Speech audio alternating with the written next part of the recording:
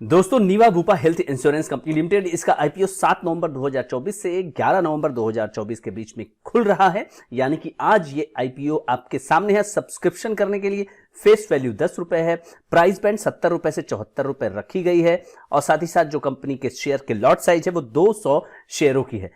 दोस्तों Niva Bupa health insurance के इस आईपीओ पर मैंने कंप्लीट रिव्यू वीडियो बनाया हुआ है।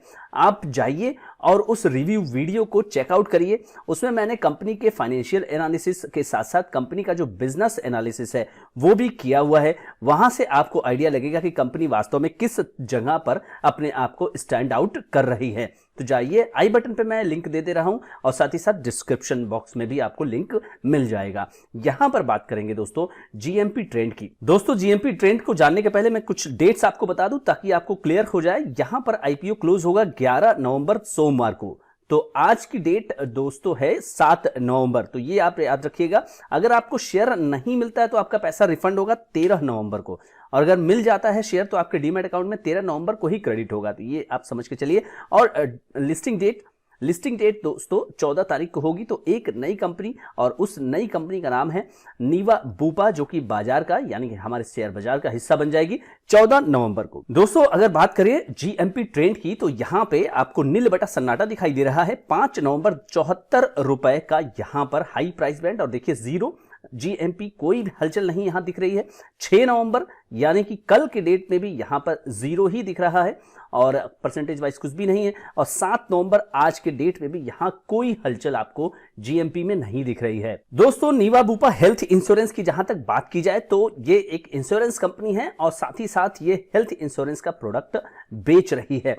तो यहां पर इसके वैल्यूएशन और इसके बिजनेस के आधार पे काफी ठंडा रिस्पांस मुझे लगता है कि आ रहा है। जीएमपी ट्रेंड में यहां पर किसी भी तरह की कोई हलचल नहीं है। तो यहां पर जैसा कि आज है 7 नवंबर, और मुझे लगता है कि यहां पे जीएमपी जिस तरह से यहां चल रही है इसमें कोई विशेष परिवर्तन आने की उम्मीद मुझे नहीं लग रही है। जीएमपी के आधार पे मैं यहां पे एक अपना ओपिनियन ये रख सकता हूं कि यहां आपको लिस्टिंग गेन की उम्मीद, जो लोग केवल लिस्टिंग गेन के लिए अगर आईपीओ में पैसा लगाते हैं, सोचते हैं कि उनको आईपीओ अलॉट हो जाए और उसके बाद वो लिस्टिंग के दिन या 1-2 दिन के अंदर बेच करके निकल जाए, तो उनको यहां पे मुझे लगता है कि निराशा होगी। ये मेरा अपना पर्सनल ओपिनियन है।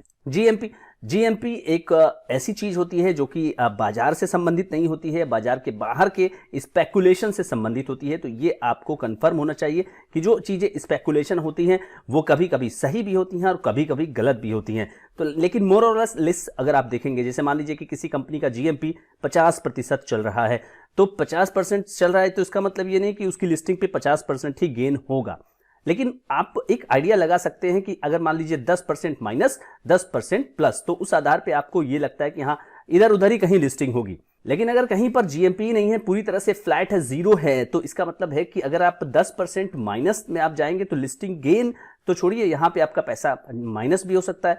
और अगर 10-5% ऊपर हुआ तो आपको कोई विशेष फायदा मिलता हुआ नजर नहीं आ रहा है। तो मुझे लगता है कि यहां पे आपको इस आईपीओ को अगर आप लिस्टिंग के लिए देख रहे हैं तो उस हिसाब से आपको देखना चाहिए। रिव्यू वीडियो में मैंने अपना ओपिनियन लॉन्ग टर्म के लिए भी दिया हुआ है दोस्तों। अगर आप जाना चाहे तो वहां पे चेकआउट करिए और लॉन्ग टर्म में क्या करना चाहिए, तो वो मेरा अपना ओपिनियन है। आपको कोई भी डिसीजन लेने के लिए मेरे ओपिनियन पे बेस्ड नहीं होना है। ये वीडियो केवल एजुकेशन पर्पस से बनाया गया है। ये मैं आपको बार बार डिस्क्लेमर देता हूं ताकि कोई मेरे ऊपर इस तरह के आप क्लेम ना करें कि यहां पर आपने सजेशन दिया था और आपका ये जो कॉल था वो खराब हो गया। तो दोस्तों इस वीडियो में इतना ही। अगर आप चैनल पर नए हैं तो सब्सक्राइब जरूर करें ताकि आपको इस तरह की जानकारियां मैं आपको देता रहता हूं और आपको ये पता चलती रहेंगी। लाइक करें, शेयर करें ताकि लोगों को वैल्यूएबल कंटेंट लोगों को मिलता रहे। मेरे स्टॉक मार्केट के क्लासेस के जो फ्री वीडियोस हैं उसको आप देखिए ताकि आप खुद अपने कंपनियां जो आपने ले लिए हैं और भी बाकी जो कंपनियां हैं उसकी आप सेल्फ एनालिसिस कर लेंगे और आपको कहीं और ओपिनियन लेने की जरूरत भी भविष्य में नहीं पड़ेगी। तो इस वीडियो में इतना ही दोस्तों। Thank you so much friends.